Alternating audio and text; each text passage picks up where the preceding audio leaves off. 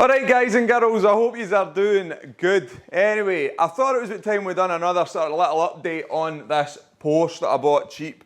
3.4 Cayman S, and at the time it was the cheapest Cayman S in the country that I bought. It cost £6,000, 75,000 miles. It's HPI clear, so it's not been in any accidents or anything like that.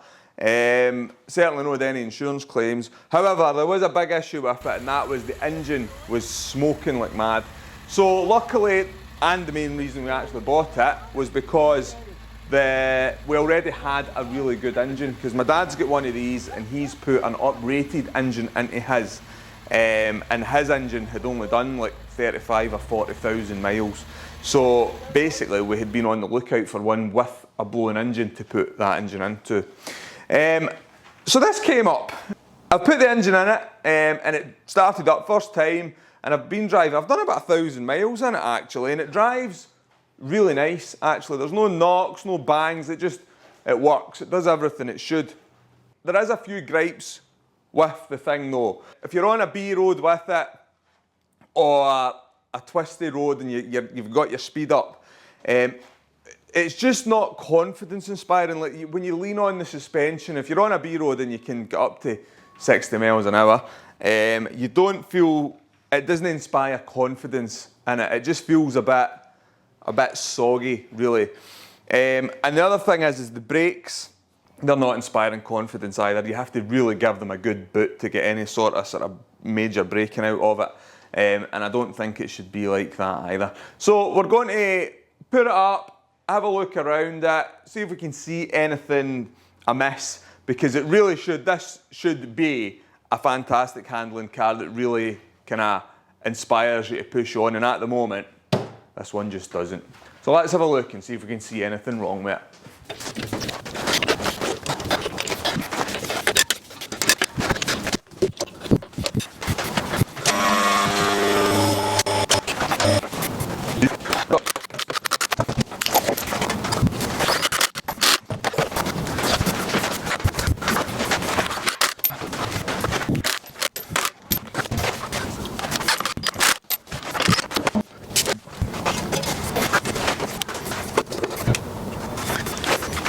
Okay, so I've noticed the first thing that's pointed out at me actually is the brakes on it. The front brakes, there's plenty of meat on the actual brake pad. However, the actual brake disc itself is pretty badly scored on the surface. Now, surprisingly in the UK, that isn't actually an MOT failure. I think it needs to be over half the surface, and it's passed its brake efficiency test on its MOT. However, they certainly aren't going to give optimal performance the way the brakes on a Porsche should be. I think whatever's happened is basically, to save money, somebody's put new pads onto the old discs, because the brake discs for them are pretty expensive. Suspension wise, I can't see anything actually hanging off. The shock absorbers themselves are all nice and dry. There's no sort of obvious leaks here, which is good, because this one's got the sort of variable suspension on it, PASM, and the shock absorbers are expensive because you can stiffen them up with a button in the car, which is pretty cool. So I'm glad they seem to be in good condition. The springs actually, the suspension springs themselves look pretty new. As if they've been changed recently. The top mounts and things like that all look good. The one thing that I'm concerned about on the suspension is there's an arm at the bottom here. What would normally be classed as the bottom suspension arm. On these, they're generally called the coffin arm, because they're kind of coffin shaped. Although there's nothing actually moving about, I think the rubbers have maybe just gone soft, you know, and it's just not giving that sharpness to the steering. So we'll polybush them, I think. Let's go around the other side and have a look there.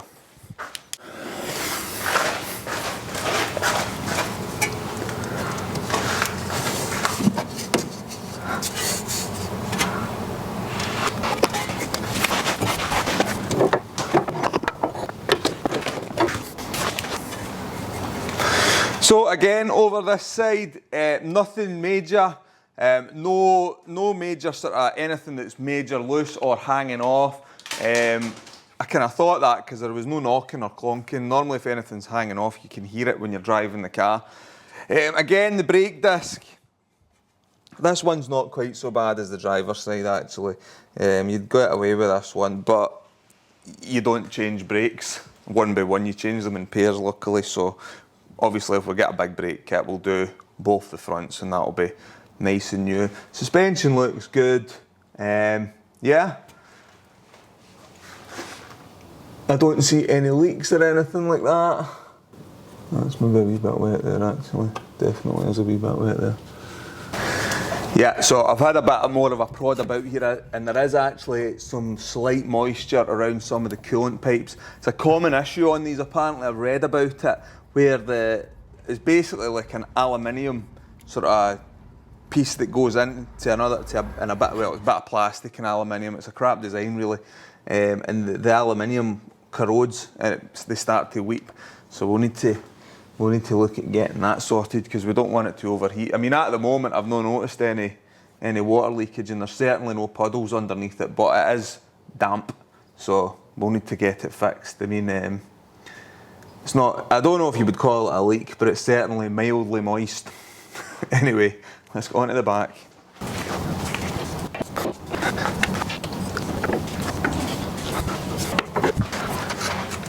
So in the back, I've actually noticed quite a bit of movement on the rear suspension. Again, not so much the sort of mechanical stuff, more in the bushes, the rubber parts. There is when you put a lever into them, I mean, they'll always have a little bit of movement when you lever on them, but it's got quite a lot of movement, especially, and they've got these coffin arm things at the front and the back. So this bit here, that kind of rubber bush, and I don't know if you can see that, but it is moving quite a lot, and it's not. I'm not actually putting a lot of pressure on that with the lever in order to get it to move. So I believe, because the actual vagueness feels as if it's coming from the back of the car. Again, also on the back, as you can see, the brakes on the back, they're just not in the best condition there. Can you see that? They're very, very badly scored. Again, there's plenty of meat on the pads, but the discs themselves certainly have seen much better days. In fact, the rear discs are much, much worse than the fronts, and they need changed really. I think it would be hard to tell without the wheels off just how bad they are. This side in particular has got a massive lip on the back that you just couldn't see without taking the wheels off. So we need to get that sorted. So basically, I've got the bushes to do on these coffin arm things, which I'll replace with poly bushes rather than rubber, because they'll make it feel a lot tighter. Polyurethane is just, it's a better material for bushes. You get a little bit more sort of vibrations and harshness through the car, but you're talking minimal, and most people would never notice the difference. But it'll make the car drive a lot better.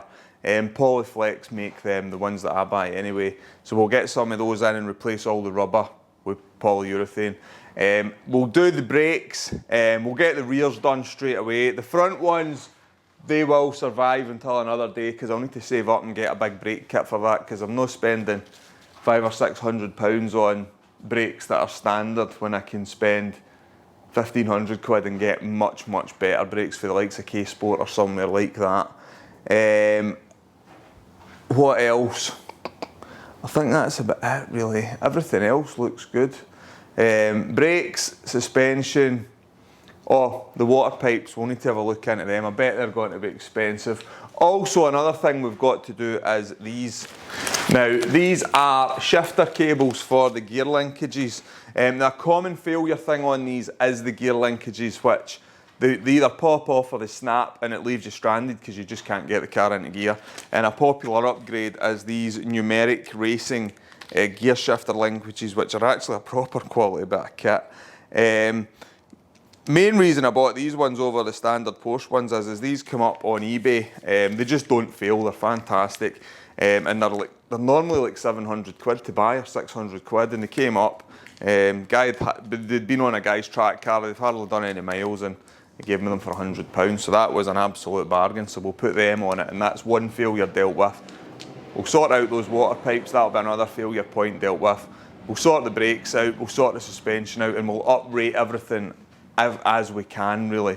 We'll replace the rear discs with proper Brembo discs, I think, in the standard size, but we'll get some uprated pads. I don't know if we'll get EBCs or something like that, or chages, whatever. We'll need to have a look, see what's available. I'd also like to put some lowering springs on it, because I feel like it sits a little bit too high as standard. And also maybe some wheel spacers just to space the wheels out. I would like to change the wheels. Another thing I did notice actually was, but I don't think it's causing an issue, but it might be with regards to the vagueness when I'm driving it. It's got good Michelin tyres on it. I mean, they've got loads of tread on them, and they seem to be in pretty good condition. But the only thing is they're dated 2017. They are the proper Porsche N4 rated tyres, but they're 6 years old. And in fairness, that shouldn't really make a difference, because Michelin say up to 10 years old. You should change your tyres after 10 years old. So they're only 6 years old, these ones, but